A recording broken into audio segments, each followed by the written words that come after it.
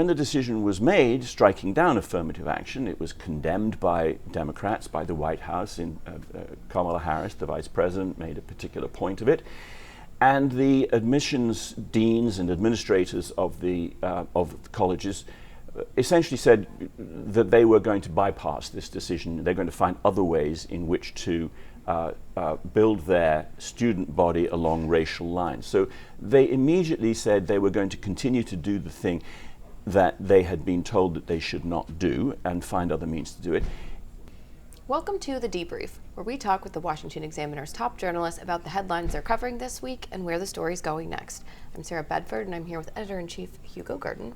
And Hugo, in your column this week, you write about this perennial gulf between Democratic rhetoric and reality and some of the most glaring examples of that. So I want to walk through some of those. And one of the biggest is obviously the difference between how they've handled the economy and their rhetoric about standing with ordinary people, right? Yeah. I noticed, again, it's not a particularly new a bumper sticker slogan, but it's leave nobody behind, vote Democrat. And yet, as President Biden is now touring the country and touting Bidenomics and saying how well he's handled the economy, it needs pointing out that unless you have had an 18% pay increase over the course of the Biden presidency, then you have been left behind by the inflation which he and the Democrats sparked and perhaps are only now getting some control on with their spending which added $5 trillion to the national debt. There is, in this administration, perhaps more than any other that I can remember, the belief that if you simply repeat your line, people will believe it, and they won't believe the evidence of their own eyes, or in this case, their own pocketbooks. Another sleight of hand that you talk about is the way the left responded to the Supreme Court's recent ruling on affirmative action, striking it down. Yeah. Tell us about that.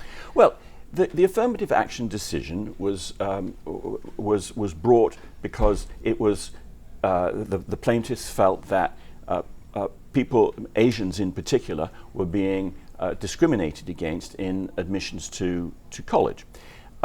They were being not treated fairly or equally. They were being left behind. And the decision was made that, it was an endorsement of the 14th Amendment, a reaffirmation of the principles of the 14th Amendment. But when the decision was made, striking down affirmative action, it was condemned by Democrats, by the White House. Kamala Harris, the vice president, made a particular point of it.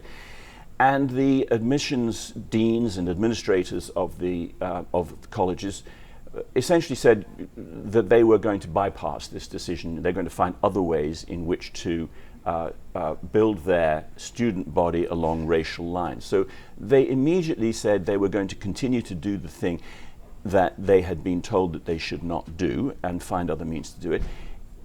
Continue with a system which the Supreme Court has decided was unfair and which, just empirically the evidence shows people, that leaves people out, excludes them from benefits to which they should be entitled.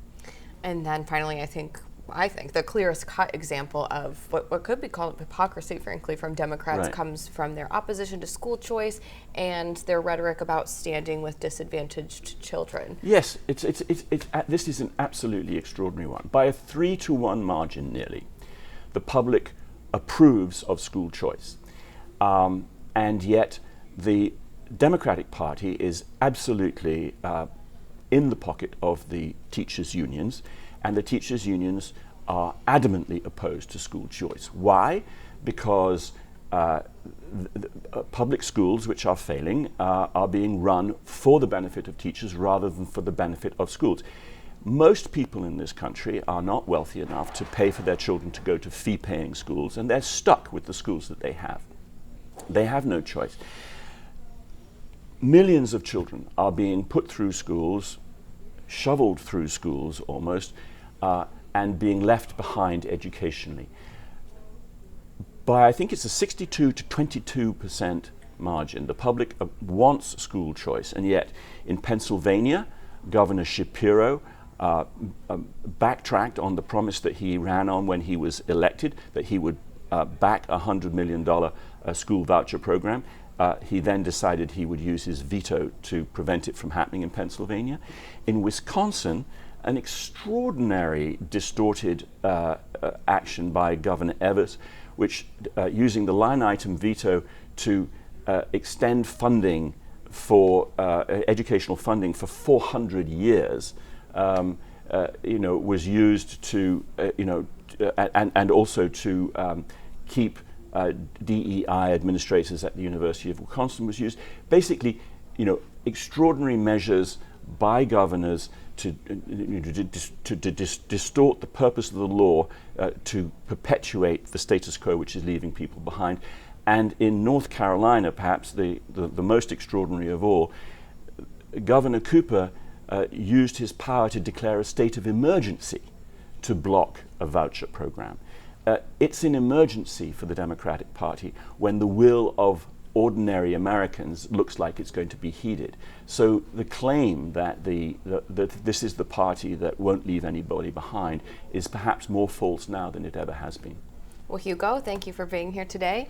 You can get more writing from Hugo and the rest of the commentary team at washingtonexaminer.com.